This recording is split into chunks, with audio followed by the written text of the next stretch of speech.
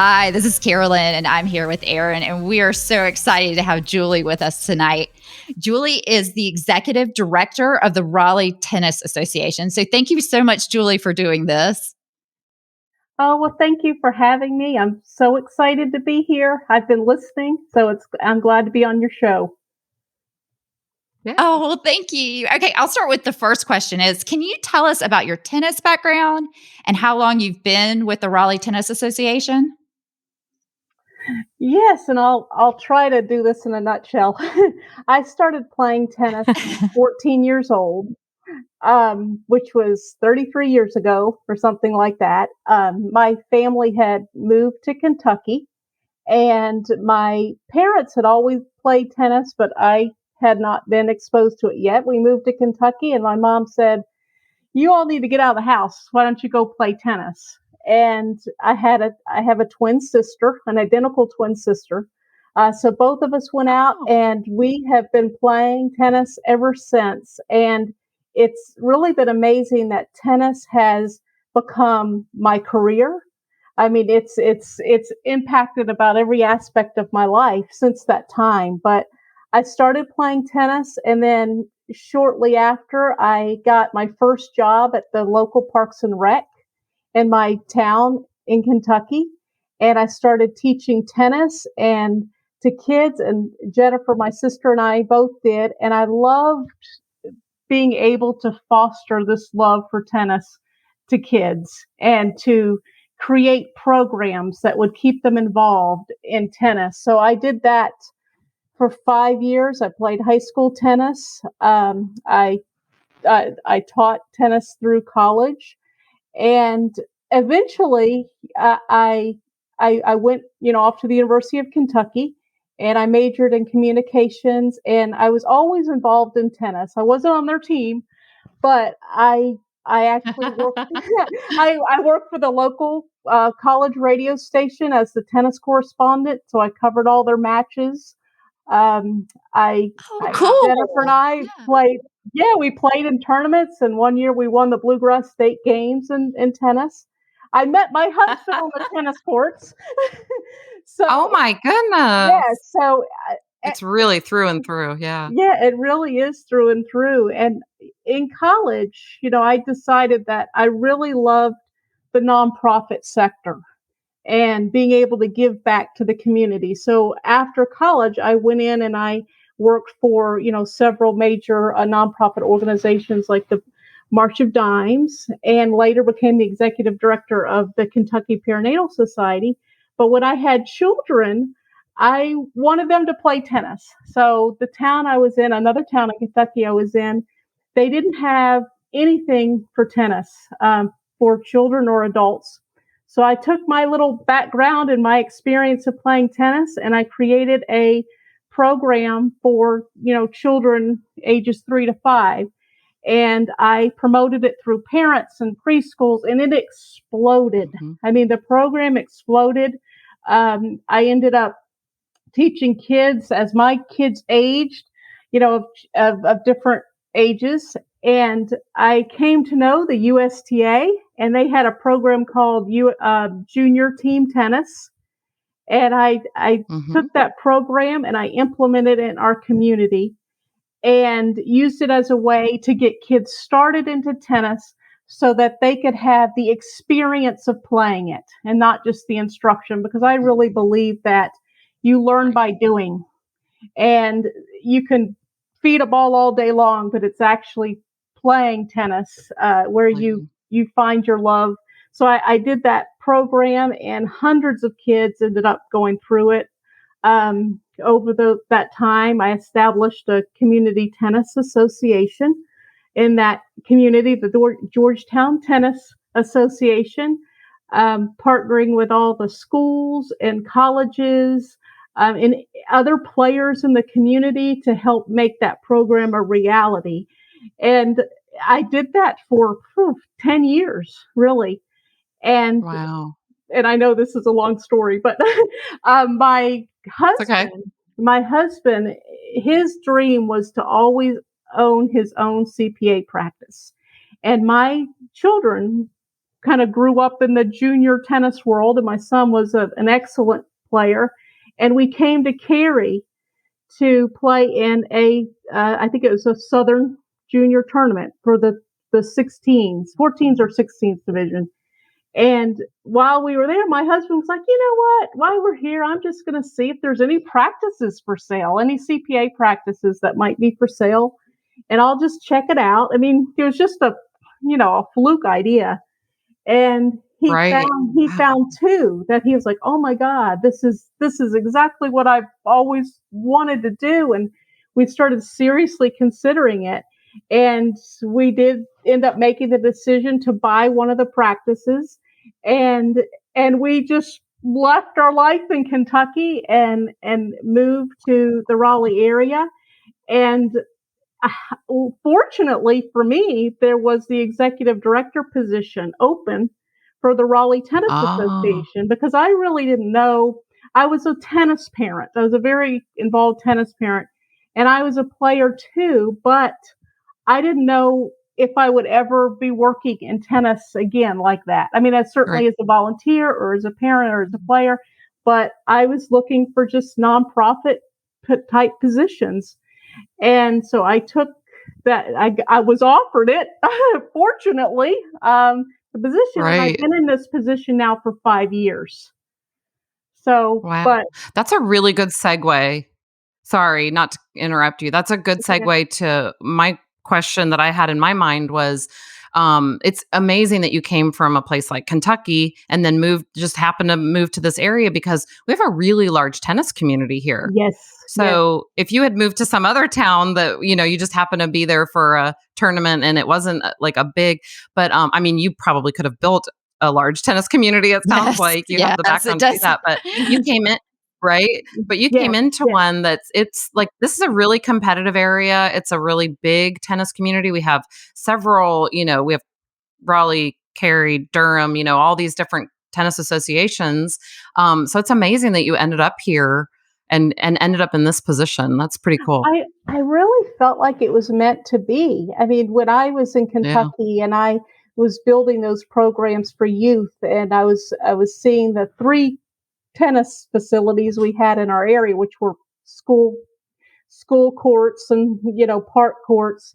And I was seeing them full all the time. And I remember standing on those courts Mhm. thinking, gosh, I can't believe that this started with me wanting to teach my little preschoolers, how to play tennis. And Yeah. then to fast forward, and now I'm the executive director of the Raleigh Tennis Association, of how that Right. evolved. I mean, I still amaze Yeah. myself by that, and Right. I was in a good place and at a good time. So my Yeah. my Yeah. whole 33 years that I've been involved in tennis, I've coached it, I've organized it, I've played it, I've coordinated Yeah. it. I've had, every part of it. And it's just been amazing to me to watch the impact that tennis has had on every community, and that I've been able to do that in every Mhm. community I've lived in since I was 14 years Yeah. old. So it just gives me chills to think that I think it was meant to be Yeah. when we went to that tournament in Yeah. Cary. I mean, I had no idea what that meant for me, Right. but Right. it definitely worked out well for me. So, Yeah. Yes. I think that's Yes. I think that's the cool thing too. If someone's listening to this, when I started, and probably the same as Carolyn, I mean, we just got into it because we were adults. We wanted a sport. We both did sports as kids, but it was like now we had kids that were getting old enough where we could go out for a few hours and do an adult sport, which is how at least that's how I found tennis.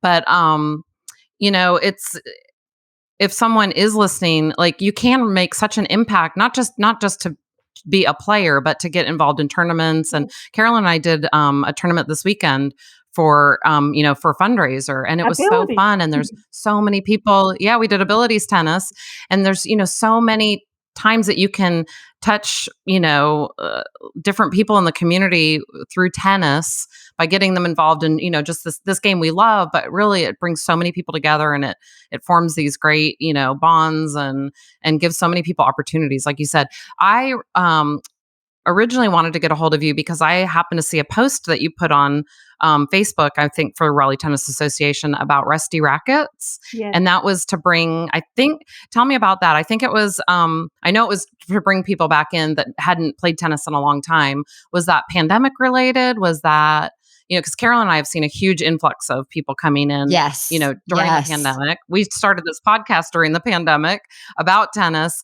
So was Rusty Rackets one of those that was sort of started because people were kind of getting out and playing again, or how did that start? Well, not really.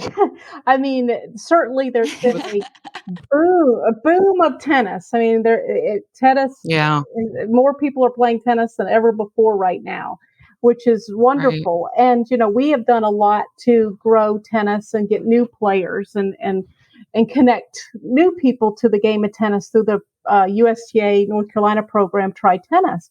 But there was still this little niche because we were getting emails from people that were saying, I haven't played in, 10, 20 years and I don't want to join a league. I don't feel comfortable with that. I'm not right. ready to join a club. I'm not ready to be in a clinic. It's intimidating. So the idea Mm, was then, and I can certainly relate to this myself. It's like when you're right, rusty, you want to ease back in. You're not even sure if you know how to hit the ball or move, and you, right. you don't know. I mean, especially after that many years. So to be kind of in a safe place where you can have fun with people that are just like you, they're trying to get back into it, and a place where they can find their love for the sport again, get hooked Hmm. back into tennis. And there was really a niche for that. And that's kind of where the Rusty Rackets idea formed. And we'll see, working with USTA North Carolina, this program will be now, I think other communities will start offering it as well to that returning Right. player. And it's been Hmm. It's a wonderful. really good idea. It's been great because there's players in there. They don't think they would have signed up if it hadn't have been a program that was specifically designed for them, that they could feel comfortable Yeah, coming, and they don't have to come in and start being real competitive. Some players and some people don't want to be competitive anyway. They want to play for fun. They just want to hit balls. They want to make friends. Yes. They want to be a part of something. hmm, And this gives them kind right, of a place to figure that out. So some of the right, players we've had go through it, they'll probably go on and join some leagues, and that's great. Make some friends and form some teams, and then there'll be some that will want to continue in clinics and I know there was one lady that said, what do we do after this? Rusty Rackets. I'm not ready yeah, for a league. I want to keep doing this. So, trying to help those players find a place, but it that's really what the program is about. And maybe if it hadn't been for the pandemic, we wouldn't have heard as much from people. So that could have spurred a lot of people to say, "Oh yeah, tennis is the safest sport you can play." And what can I do to During, get yeah, back in? So that probably did kind of prompt some people to reach out to us, which is where this idea came from. right. That's Yeah, great. that's really cool. Yeah, that's really cool. That's a great idea. You mentioned TriTennis. We had someone on our podcast recently that absolutely loved TriTennis. It was Adna. Do you remember Hmm. that, Erin? Yeah. She, Yes. after Yes, she she did loved, TriTennis, and she she recruits people to do it too. She yes, said, she "Try this decided program." yes, she Yeah, absolutely fell in love with the sport. I think she even married her instructor. I mean, it was amazing Yes. what that program did for she her did. Yeah. because she married her husband Malik, who was an instructor for TriTennis. Can you Yeah. tell us a little bit about TriTennis? Well, try tennis is you ask like what does RTA or me champion, and it's a program like Try Tennis. It is for everybody. It's only $40 to do it for 6 hours of instruction. You get a racket and a tennis towel or a t-shirt, and it's just a wonderful way to break down any misconceptions people might have of tennis and being able to play. And I know in Raleigh, and this is probably true in other areas too, we have it in neighborhoods, we have it at clubs, we have it all over the city, and we find people come out of everywhere. Um, the diversity and the different ages and gender has been Mhm. incredible of who has gotten into the sport where they otherwise may not have done tennis at all. But it was an easy opportunity to try tennis in this program. And it's Yeah. been a wonderful way to grow tennis. Wonderful way. It I know in Raleigh, I think we've hit about in just 2021 alone, almost 1,000 players this year through TriTennis Wow. and the Just through that TriTennis program? pathway. Yes, Wow.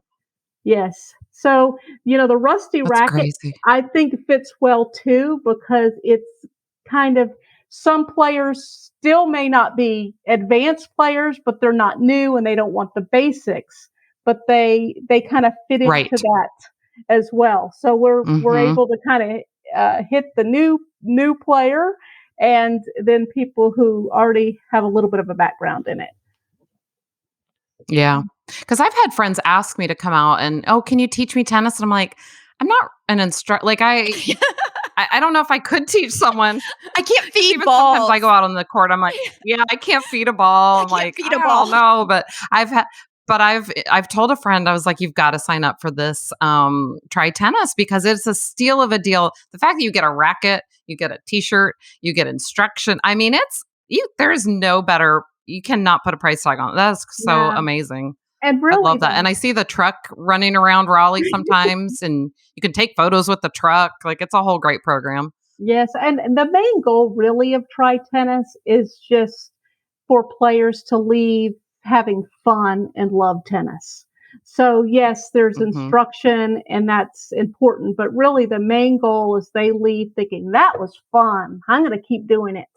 mhm. So if we can kind of get Yeah, accomplish that in a Try Tennis session, then we've got that player yeah, probably for life. yeah. And wouldn't it be nice to take that through matches, right, Carolyn? Yes. Come out of every match going, "That was fun," instead of her and I calling each other, "Oh my gosh, you wouldn't believe what just happened during this match."